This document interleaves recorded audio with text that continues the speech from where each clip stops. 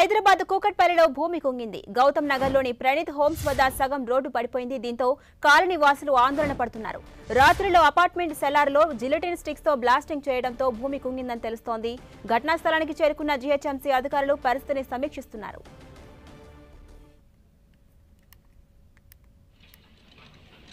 హైదరాబాద్ కూకట్పల్లిలో భూమి కుంగింది. గౌతమ్ నగర్లోని ప్రణీత్ హోమ్స్ వద్ద సగం రోడ్డు పడిపోయింది. దానికి సంబంధించిన విజువల్స్ చూస్తున్నాం. దీంతో కాలనీ వాసులు ఒక్కసారిగా ఆందోళన పడుతున్నారు. రాత్రిళ్లు అపార్ట్మెంట్ సెల్లార్లో జిలెటిన్ స్టిక్స్ తో బ్లాస్టింగ్ చేయడంతో భూమి కుంగిందని తెలుస్తోంది. ఘటనా స్థలానికి చేరుకున్న జీహెచ్ఎంసీ అధికారులు అక్కడున్న పరిస్థితిని సమీక్షిస్తున్నారు. ఇక దీనిపై మరింత సమాచారాన్ని మా ప్రతినిధి రాముడు అందిస్తారు. రాముడు, ఇప్పుడు అక్కడ సిచ్యువేషన్ ఎలా ఉంది? జీహెచ్ఎంసీ అధికారులు సమీక్షిస్తున్నారు. నెక్స్ట్ ఎలా ఉండబోతోంది? ప్రధానంగా హైదరాబాద్ నగరంలో నిర్మాణాల విషయంలో చాలా నిర్లక్ష్యంగా ఉంటున్నారు అధికారులు అనడానికి ఇదొక నిదర్శనంగా మనం చూడొచ్చు. ముఖ్యంగా మనం చూస్తే పక్కనే ఉండేటువంటి ఈ కన్స్ట్రక్షన్ కంపెనీ ఎంత డెప్త్ గా లోపలికి తీసిందో మనం చూస్తున్నాం. ఈ రోడ్డు కూడా చాలా తక్కువ రోడ్డు, కేవలం 20 ఫీట్లు ఉన్నటువంటి ఈ రోడ్లో ఇంత భారీ కన్స్ట్రక్షన్ అసలు ఏమాత్రం పర్మిషన్ అనుకూలించదు. కానీ ఈ విధంగా చేపట్టినటువంటి పరిస్థితి మనం చూస్తున్నాం.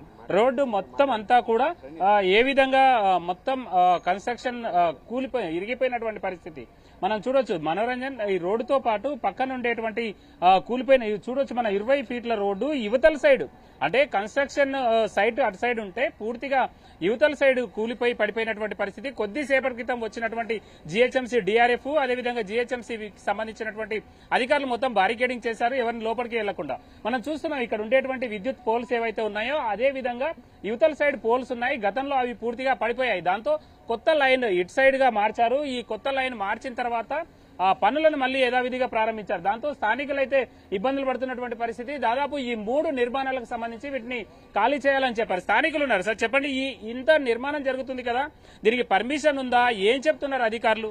పర్మిషన్లు అయితే ఏమి లేవండి. అధికారులు అయితే మాకు సమాధానం చెప్పట్లేదు. మేమైతే జీహెచ్ఎంసీకి కంప్లైంట్ చేసాం. 3 months నుంచి మేము కంప్లైంట్ చేస్తూనే ఉన్నాం. రెస్పాండ్ అయిన వాళ్ళు లేరు సార్. ఎమ్మెల్యే గారి దృష్టిలో పెట్టాం.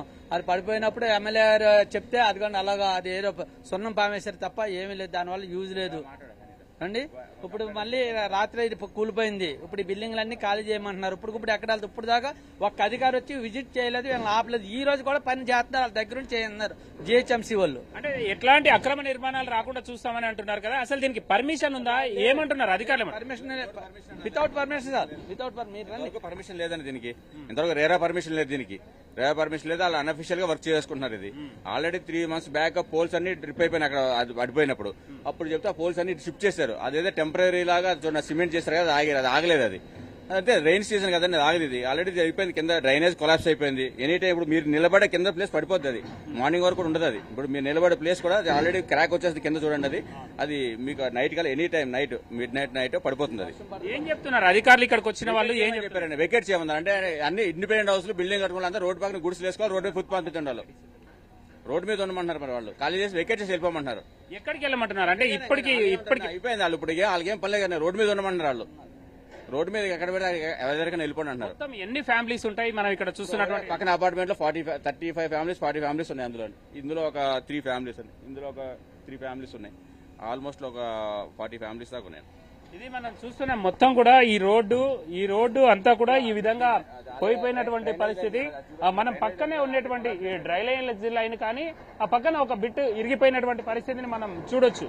అక్కడ ఉండేటువంటి ఏదైతే సీసీ రోడ్డు ఉందో ఆ రోడ్డు మొత్తం కూడా ఇరిగిపోయింది. దాని పక్కన ఇక్కడ అంతా కూడా ఇది అదే విధంగా పడిపోయినటువంటి పరిస్థితి. ఇంకా కొంచెం అయితే ఒకవేళ వర్షం పడితే ఇందులోకి ఇప్పుడు మనం చూస్తున్నటువంటి ఈ క్రాక్ ఏదైతే ఉందో ఈ క్రాక్ లోకి వాటర్ వెళ్తే మాత్రం ఇది మొత్తం ఒకేసారి జరిగిపోయి కిందికి పడిపోయేటువంటి అవకాశం ఉంది. దాంతో తీవ్రమైనటువంటి ఇబ్బందులు వచ్చేటువంటి అవకాశం ఉంది. పక్కన మనం చూస్తున్నాం ఈ నిర్మాణాలు చూడొచ్చు. ఈ పక్కనే ఉండేటువంటి పెద్ద పెద్ద భవనాలు ఉన్నాయి. ఈ పక్కన చిన్న ఇండ్లు కొన్ని ఉండగా కొన్ని నిర్మాణాలు ఉన్నాయి. ఈ నిర్మాణాల్లో ఉండేటువంటి వాళ్ళందరినీ కూడా ఖాళీ చేయాలని అధికారులు సూచించారు. మొత్తం బారికేడ్ చేశారు. ఇక్కడికి ఎవరు కూడా రాకుండా ఉండే విధంగా మనం చూస్తున్నటువంటి ఈ లైన్ మొత్తం కూడా రోడ్డు మొత్తం కూడా ఆపేశారు. ఇక్కడికి ఎవరు రావద్దని అధికారులు అదేవిధంగా జీహెచ్ఎంసీకి సంబంధించినటువంటి డిఆర్ఎఫ్ సిబ్బంది హెచ్చరికలు జారీ చేసి ఇక్కడ పెట్టినటువంటి పరిస్థితి ఉంది. ప్రధానంగా ఏదైనా మనం చూడొచ్చు. మనోరంజన్ పక్కన ఉండేటువంటి ఈ బిల్డింగ్ చూపించు. ఈ బిల్డింగ్ తో సహా పక్కన కనబడేటువంటి 3 నిర్మాణాలు 4 నిర్మాణాల్లో ఉండేటువంటి వాళ్ళందరినీ కూడా ఖాళీ చేయాలని అధికారులు సూచించారు. అందులో భాగంగా చాలా మంది ఇక్కడ నుంచి వచ్చి ఖాళీ చేసినటువంటి వాళ్ళందరూ కూడా బయట వచ్చి కూర్చున్నటువంటి పరిస్థితిని మనం చూడొచ్చు. పిల్ల పాపలతో మహిళలందరూ కూడా బయటికి వచ్చి కూర్చున్నారు. ప్రధానంగా జిహెచ్ఎంసీకి మేము గతంలో ఫిర్యాదు చేశాం. ఫిర్యాదు చేసినప్పటికీ వాళ్ళ స్పందన మాత్రం లేదు. దానివల్లనే కొంత ఇబ్బందికర పరిస్థితులు వచ్చాయి. ఇప్పుడు ఏమైనా అయితే తాము తీవ్రంగా ఇబ్బంది పడతామని స్థానికులు చెప్తున్నటువంటి పరిస్థితి ఇక్కడ ఉంది. రైట్, థ్యాంక్ యూ రాముడు.